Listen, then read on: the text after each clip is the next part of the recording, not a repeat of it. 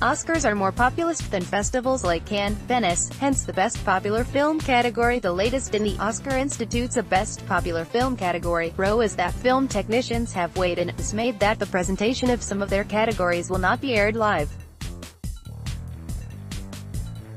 The Academy, in its wisdom, has apparently decided that the audience knows and cares about, say, what best cinematography is, but maybe they aren't really invested in who wins best sound editing. Besides, how would these pros know the difference between this category and best sound mixing? A recent IndieWire report quoted a number of anonymous sources, one of whom said, "The inevitable effect will be to make some awards less important than other awards, and these awards will be presented while half the audience is heading for the bar or going to the bathroom. It would be a real shame if the sound categories were included. They probably will be. The complaint is, in one sense, legitimate." As another unnamed person said in that report, not one category can be removed from the actual process and make the same movie we all cherish. The actor depends on it, from the words they say, the clothes they wear, the props and art direction of their environment, the score, sound, and cinematography, all of which are made to flesh out the character they are portraying on the screen. This team effort aspect of filmmaking is why the Academy calls itself the Academy of Motion Picture Arts and Sciences. Cinema is as much art, best actor, best actress, best director, as science, best sound editing, best visual effects. The anguish is all the greater when you consider that the Oscars are the only awards on the planet, the ones that matter, I mean, that are so inclusive. Consider the Cannes Film Festival. The competition prizes include 3 overall film awards, Palme d'Or, Grand Prix and Jury Prize, Best Short Film, Best Actress, Best Actor, Best Director and Best Screenplay. At the Berlinale, the prizes are the Golden Bear, for Best Film and Best Short Film, Silver Bear, for individual achievements in direction and acting, and for Best Short Film, a Jury Prize, and the awards for Outstanding Artistic Achievement, Best Film Music, and Best Script.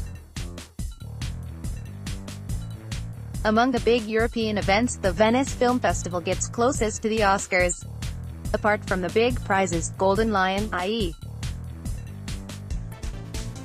Best Film, Silver Lion, Best Director, Grand Jury Prize, Best Actor, Best Actress, Special Jury Prize, there's the Golden Osella, an umbrella category that covers screenwriting, cinematography, and so forth.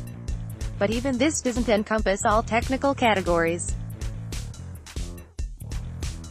Screenplays have been recognized fairly regularly. Martin McDonagh won the Golden Osella in 2017, for 3 Billboards Outside Ebbing, Missouri, but when it comes to Best Cinematography, it's been erratic. Rodrigo Prieto for Lust, Caution in 2007, then Nothing in 2008 and 2009. Then from 2010 to 12, the Osella went to Mikhail Krichman for Silent Souls, Robbie Ryan for Wuthering Heights, Daniele Cipri for Stato Il Figlio, and then, nothing till date.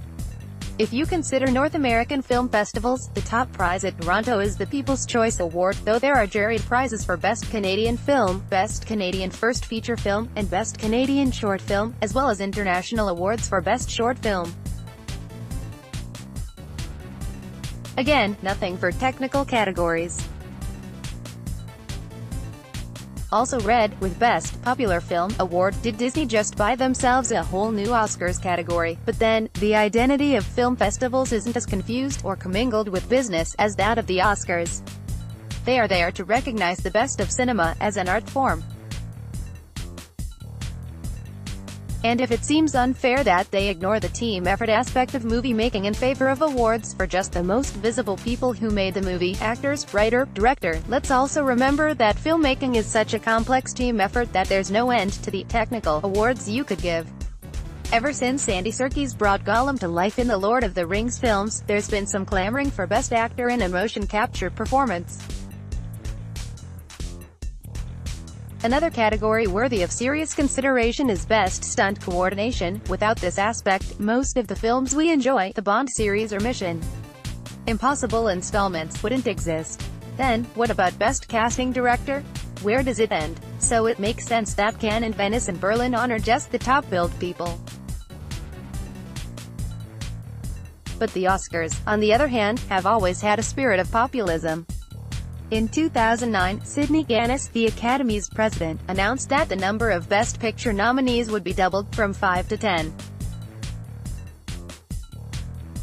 In a question-and-answer session that followed the announcement, Ganis said, "I would not be telling you the truth if I said the words Dark Knight did not come up." The Best Picture nominees that year included Frost, Nixon, Milk, The Curious Case of Benjamin Button, The Reader, and the winner, Slumdog Millionaire. Though Benjamin Button made some $127 Minnesota in North America and Slumdog Millionaire made $141 Minnesota, neither was a match for The Dark Knight, which grossed over $500 Minnesota. And became the year's biggest blockbuster. In other words, it was the film that the most number of people saw. And without that film in the Oscar telecast ceremony, most of those viewers didn't care, and this affected ratings, 13% up from the previous year's historic low of 32 Minnesota, but still way off the all-time record set in 1998 when viewers tuned in to see the mega-popular Titanic sail away with 11 Oscars. You see where this is going. A film festival only cares about what its jury thinks, whereas a TV show like the Oscars, at the end of the day, it's just that. A TV show that gets high volumes of advertisements has to worry about how many viewers tune in. But then, with the Oscars, this has been the case even before TV was a thing. At the very first ceremony, 1927-28, 2 Best Picture awards were given out. Wings won Outstanding Picture and Sunrise won Unique and Artistic Picture. In other words, there always was this distinction, in Oscars' mind, between Best Film and Best Popular Film. As someone said in that IndieWire report, Oscars have always continued in their own bumpy way to celebrate both an art form and an industry. They are not the Nobel Prizes or even frankly the Pulitzers, they are industry awards, and to me Oscar still happily has tinsel in its heart. Parad Wajrangan is editor, Film Companion, South. Updated date, August 16, 2018, 5:38 p.m. Tags.